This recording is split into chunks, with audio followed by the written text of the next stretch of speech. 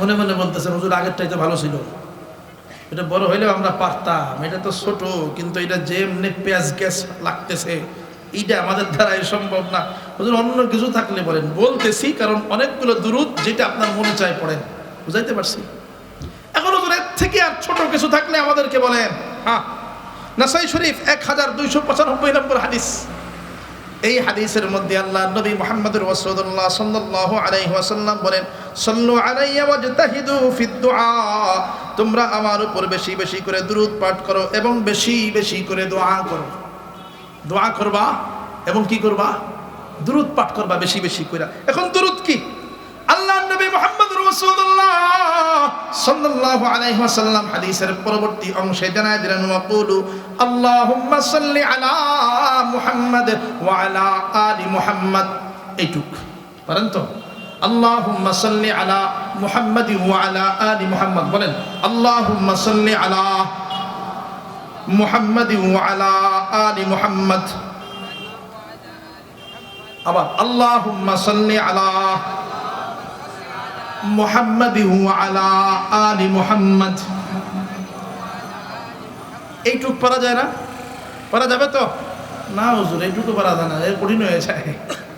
আরো যদি সহজ কিছু থাকে, হ্যাঁ বলেন সহজ কি আছে আর? নাসাই শরীফ 1746 নম্বর হাদিস। এই হাদিসের শেষ অংশের মধ্যে, হাদিস পড়ার এত লম্বা টাইম নাই, এই হাদিসের শেষ অংশের মধ্যে নবীজি মুহাম্মদুর রাসূলুল্লাহ সাল্লাল্লাহু আলাইহি ওয়াসাল্লাম একটা দুরূদের কথা বয়ান করেছেন। কি দুরূদ? একটা দুরূদের কথা বলেছেন, সাল্লাল্লাহু আলান নবী মুহাম্মদ। কি বলেন? সাল্লাল্লাহু আলান নবী মুহাম্মদ। বেশ লাগে হুজুর, এটা ছোট হইলে কি হবে? এটাও বেশ লাগে। ছোট ঠিক আছে, কিন্তু এটাও কি হয়? আবার বলেন কি হয়? সাল্লাল্লাহু আলান নবী মুহাম্মদ। পড়তে পারলে ভালো, আমি বলতেছি কারণ পড়তে পারলে কি হয়? ভালো, যেটা পারেন সবগুলো হাদিসের মধ্যে আছে, পড়তে পারলে ভালো। সাল্লাল্লাহু আলান নবী মুহাম্মদ পড়তে পারেন তো ভালো। যদি বলেন হুজুর না না এতেও হবে না, আরো সহজ চাই। আরো কি চাই? বলেন কি চাই? আরো সহজ চাই, যেটা আমরা সবাই পারি, আমাদের মুখস্থ ঠোঁটস্থ এরকম দুরূদ থাকলে কিছু বলেন। হ্যাঁ, সবচাইতে ছোট সংক্ষিপ্ত দুরূদ সাল্লাল্লাহু আলাইহি ওয়াসাল্লাম। এটা পারেন তো? মুহাদ্দিসিনে কেরাম হাদিস লেখার ক্ষেত্রে সবচাইতে বেশি বার ব্যবহার করেছেন সাল্লাল্লাহু আলাইহি ওয়াসাল্লাম। কোন দুরূদ? আবার বলেন সাল্লাল্লাহু আলাইহি ওয়াসাল্লাম। এইটা পারেন না এমন কেউ আসেননি? পারেন না এমন কেউ আসেননি? মুখস্থ নাই কেউ আসেননি? ও মুরব্বী বাবাজিরা পারেন না কেউ আসেননি? বাচ্চারা কেউ পারে না আসেনি? আমার তো মনে হয় একদম ছোটবেলার থেকে নিয়ে একদম 80 বছর 90 বছর 110 বছর 20 বছর যারা আছে সবাই এইটা পারবেই পারবে। না পারলে বলেন হাত তুলেন, শিখিয়ে দেই। সাল্লাল্লাহু আলাইহি ওয়াসাল্লাম। বলেন সাল্লাল্লাহু আলাইহি ওয়াসাল্লাম। সাল্লাল্লাহু আলাইহি ওয়াসাল্লাম। এই সাল্লাল্লাহু আলাইহি ওয়াসাল্লাম একবার পড়তে কয় মিনিট লাগে? হ্যাঁ মাশাআল্লাহ, কতক্ষণ? 1 সেকেন্ডই ধরেন না, কত? 1 সেকেন্ড। এই দুরূদটাকে 10 বার পড়তে কয় সেকেন্ড লাগবে? আবার বলেন না কয় সেকেন্ড? এইবার আপনি নিয়ম বানান, সকালে 10 বার। ওই যে হাদিস মনে আছে, সকালে 10 বার, সন্ধ্যায় কয়বার? মিলাই দেই, সকালে কয়বার? আবার বলেন সকালে কয়বার? অভ্যাস করে ফেলান। ফজরের নামাজের সালাম ফিরাইছেন তো? ওই যে আমরা পড়ি না আস্তাগফিরুল্লাহ আস্তাগফিরুল্লাহ আস্তাগফিরুল্লাহ, এরপরে যেন অটোমেটিক মুখ দিয়া দুরূদ বের হয় সাল্লাল্লাহু আলাইহি ওয়াসাল্লাম সাল্লাল্লাহু আলাইহি ওয়াসাল্লাম সাল্লাল্লাহু আলাইহি ওয়াসাল্লাম সাল্লাল্লাহু আলাইহি ওয়াসাল্লাম সাল্লাল্লাহু আলাইহি ওয়াসাল্লাম। কয় সেকেন্ড লাগলো? 5 সেকেন্ড। এরপরে আরো 5 বার পড়েন। নিয়ম অভ্যাস বানান যে ফজরের পরে ওই যে আস্তাগফিরুল্লাহ নামাজের সালাম ফিরাইলে যেমনি ইস্তিগফার মুখ দিয়ে বের হয়ে যায়, ঠিক তেমনি ভাবে যেন দুরূদ মুখ দিয়ে বের হয়ে যায়। সকালে মাত্র 10 বার, ফজরের নামাজের পরে মাত্র 10 বার পড়বেন। এরপরে আবার মাগরিবের নামাজের পরে অভ্যাস বানায় ফেলবেন। সালাম ফিরাইছেন তো অটোমেটিক ইস্তিগফারের পরে যেন মুখ দিয়ে বের হয় সাল্লাল্লাহু আলাইহি ওয়াসাল্লাম সাল্লাল্লাহু আলাইহি ওয়াসাল্লাম সাল্লাল্লাহু আলাইহি ওয়াসাল্লাম। এইভাবে যদি অটোমেটিক অভ্যাস বানায় নিতে পারেন দুরূদের এই 10 বার কইরা, বেশি না মাত্র 20 বার। কয়বার? নবীজি বলেন আদরাকাতু শাফাআতি ইয়াউমাল কিয়ামাহ, কিয়ামতের দিন ওই উম্মতের জন্য আমি নবী সুপারিশ করতে আল্লাহর দরবারে হাজির হয়ে যাব। এইবার শুনেন শেষ কথা, কিয়ামত নবীজি কেমনে সুপারিশ করবেন খেয়াল করেন। কিয়ামতের দিন এই কথা বলে শেষ করে দিব। আর কি চলে যেতেছেন নাকি আপনারা? আর একটু এই যে আর 3-4-5 মিনিট দেওয়া যাবে না? খেয়াল করেন, নবীজি মুহাম্মদুর রাসূলুল্লাহ সাল্লাল্লাহু আলাইহি ওয়াসাল্লাম কিয়ামতের দিন উম্মতের শাফায়াত করবেন। কখন করবেন খেয়াল করেন।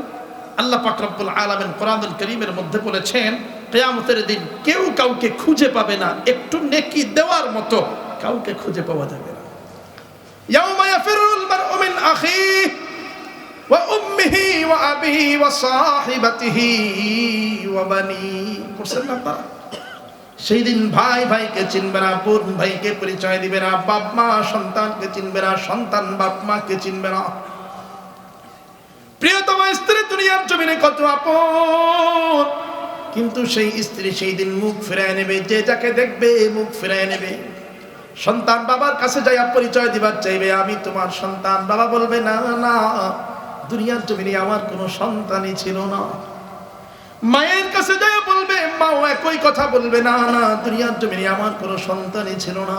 ওই বান্দা যখন ধরা খেয়ে যাবে, শেষ পর্যন্ত আল্লাহ পাক রব্বুল আলামিনের কাছে যাইয়া ডাক দিয়া বলবে, আল্লাহ বাঁচার মতো আর কোনো পথ নাই, আর কোনো উপায় নাই।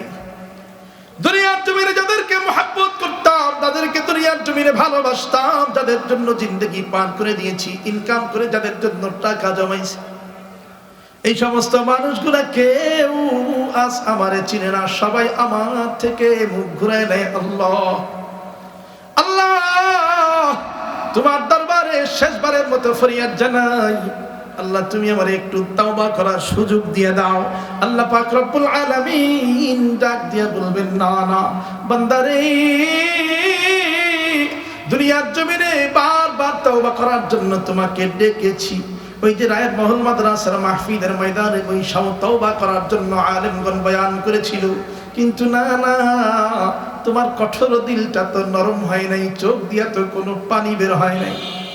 বান্দারে, দুনিয়ার জমিনে এত সুযোগ থাকা সত্ত্বেও কোনোদিন তুমি আল্লাহর দরবারে যাইয়া তাওবা করো নাই। কোনোদিন বান্দা তুমি আমার দরবারে আইসা তাওবা করো নাই, 2 রাকাত তাওবার নামাজ পড়ো নাই, চোখের থেকে 2 ফোঁটা পানিও ফেলাও নাই, দিলটা তো পাথর হয়ে গিয়েছে।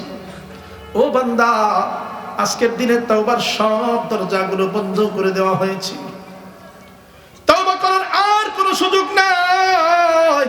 ওই যে জাহান্নাম তোমারে ডাকে, বান্দা যাও যাও জাহান্নামের দিকে চইলা যাও।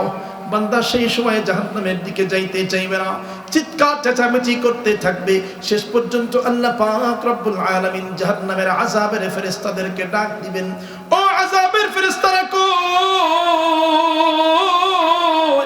একজন জাহান্নামের আসামি ধরা খেয়ে গেছে, আয় আয়, আগুনের শেকল দিয়া আয়েশা হাজির হয়ে যাও। আগুনের শেকলে জাহান্নামের আসামির হাতের মধ্যে আগুনের শেকল লাগায়া দে, গলার মধ্যে আগুনের শেকল লাগায়া দে, পায়ের মধ্যে আগুনের শেকল লাগায়া দে। ও ভাই, আমি বলি না, কোরআন বলে আগুনের শেকল গলার মধ্যে, হাতের মধ্যে, পায়ের মধ্যে লাগায়া সেই দিন ওই জাহান্নামের আসামি বান্দাকে যখন টানতে টানতে জাহান্নামের দিকে নিয়ে যাওয়া হবে, বিশ্বাস করেন আপনার আমার পক্ষে দাঁড়ানোর মতো কোনো মানুষ সেই দিন খুঁজে পাওয়া যাবে না। ফেরেশতারা টানতে টানতে বান্দাকে যখন জাহান্নামের কিনার পর্যন্ত নিয়ে যাবে, কোন দরদি সেই দিন আপনার পক্ষে দাঁড়াবে না। কিন্তু একজন দরদি সেই দিন ডাক দিয়া বলবে, ও জাহান্নামের ফেরেশতারা, ও জাহান্নামের ফেরেশতারা কোথায়, আমার উম্মতরে কোথায় নিয়ে যাও? ওই দরদির নাম জনাবে মুহাম্মদুর রাসূলুল্লাহ। সবাই বলেন সাল্লাল্লাহু আলাইহি ওয়াসাল্লাম। মুহাদ্দিসিনে কেরাম বলেন জনাবে মুহাম্মদুর রাসূলুল্লাহ সাল্লাল্লাহু আলাইহি ওয়াসাল্লাম সেই দিন জাহান্নামী ফেরেশতাদের সামনে যায়া 2 হাত উঁচু করে দাঁড়াবে, ও ফেরেশতারা রে, আমার কোন গুনাহগার উম্মতরে তোমরা জাহান্নামের কিনারে নিয়ে যাইতেছো? কারে নিয়ে যাইতেছো? আমি নবীরে না দেখাইয়া জাহান্নামের আগুনের মধ্যে ফেলাইতে পারবা না। আমি নবীরে না দেখাইয়া জাহান্নামের আগুনের মধ্যে আমার উম্মতকে ফেলাইতে পারবা না। সেই দিন নবীজি মুহাম্মদুর রাসূলুল্লাহ সাল্লাল্লাহু আলাইহি ওয়াসাল্লাম মায়ার নজর দিয়ে আপনার আমার চেহারার দিকে তাকাইবে। মুহাদ্দিসিনে কেরামগণ বলেন, যেই ঠোঁট দিয়া বান্দা দুনিয়ার জমিনে দুরূদ পাঠ করত, ওই ঠোঁটের মধ্যে সেই দিন আল্লাহর নূর চমকাইতে থাকবে। নবীজি মুহাম্মদুর রাসূলুল্লাহ সাল্লাল্লাহু আলাইহি ওয়াসাল্লাম বান্দার চেহারার দিকে তাকাইয়া, উম্মতের চেহারার দিকে তাকাইয়া যদি দেখে ওই দুরূদের নূর চমকায়, আল্লাহ পাক রব্বুল আলামিনকে ডাক দিয়া বলবে, আল্লাহ বান্দা গুনাহ করেছে, তোমার বান্দা চাইলে তুমি জাহান্নামে দিয়ে দাও, তাতে কোনো অসুবিধা নাই, আমার কিছু বলার নাই। কিন্তু মালিক তোমার কুদরতি চোখ দিয়ে এই গুনাহগার বান্দার দিকে একবার তাকায় দেখো। যদিও বান্দা গুনাহগার, কিন্তু তার ঠোঁটের দিকে তুমি, তার জবানের দিকে একবার তাকায় দেখো। এই বান্দার জবানের মধ্যে, ঠোঁটের মধ্যে দুরূদের নূর চমকাইতেছে। আল্লাহ তোমার বান্দা অপরাধ করেছে, গুনাহ করেছে, চাইলে তুমি জাহান্নামে দিয়ে দাও, কিন্তু আল্লাহ যেই ঠোঁট দিয়ে আমার দুরূদ পড়েছে, ওই ঠোঁটটাকে তুমি জাহান্নামের আগুনে পোড়াইতে পারবা না। আল্লাহ ওই ঠোঁটটাকে তুমি জাহান্নামের আগুন দিয়ে জ্বালাইতে পারবা না রে মালিক।